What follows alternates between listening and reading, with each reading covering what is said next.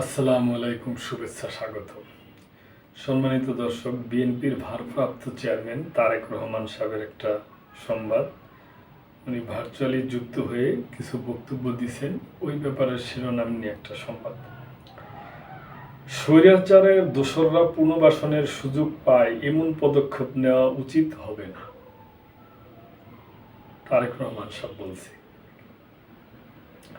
বিএনপির ভারপ্রাপ্ত চেয়ারম্যান তারেক রহমান বলেছেন, শেখ হাসিনা সংবিধানকে ইচ্ছে মতো কাটছেঁড়া করছে। সারা বিশ্ব দেখছে পলাতক স্বৈরাচার সংবিধান না মেনে বারবার অবৈধভাবে ক্ষমতায় বসেছিল। তিনি বলেন, রাজনৈতিক অঙ্গনে গৌণ ইস্যুকে মুখ্য বানাতে গিয়ে ফ্যাসিবাদ বিরোধী ঐক্য সংশয় তৈরি করা হয়েছে। তাই অন্তর্বর্তী সরকারের এমন কোনো পদক্ষেপ নেওয়া উচিত হবে না যাতে রাষ্ট্র এবং রাজনীতিতে পলাতক স্বৈরাচারের দোসররা পুনর্বাসনের সুযোগ পায়।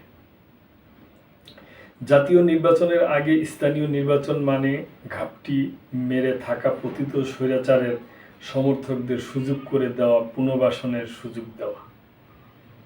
আজ শুক্রবার রাজধানীর লেডিস ক্লাব পেশাজীবী ও বিশিষ্ট নাগরিকের সম্মানে ইফতার মাহফিল অনুষ্ঠানে লন্ডন থেকে ভার্চুয়ালি যুক্ত হয়ে তিনি এসব কথা বলেন। বিএনপির ভারপ্রাপ্ত চেয়ারম্যান বলেন, মাফিয়ার পতনের পর অপার সম্ভাবনার দ্বার উন্মোচন হয়েছে। রাষ্ট্রকে আরও এগিয়ে নিতে পেশাজীবীদের মেধাকে কাজে লাগাতে হবে। তিনি বলেন, বর্তমানে সংস্কার ও নির্বাচনকে মুখোমুখি করা হয়েছে, যা রাজনৈতিক উদ্দেশ্যমূলক। সংস্কার কখনো শেষ হয়ে যায় না, এটা চলমান প্রক্রিয়া। জনগণের গণতান্ত্রিক চর্চার মধ্য দিয়ে সংস্কার টেকসই এবং কার্যকর হবে।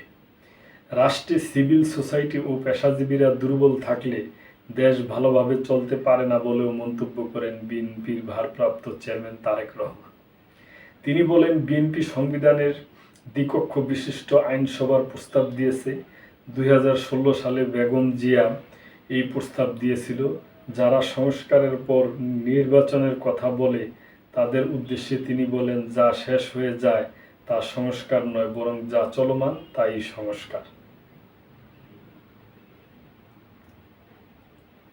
তো দর্শক, এটা উনি একটা ইফতার মাহফিলে ভার্চুয়ালি যুক্ত হয়ে লন্ডন থেকে এই আলোচনা করছেন, এই বক্তব্যগুলা দিয়েছেন, এই কথাগুলো বলছেন আর কি।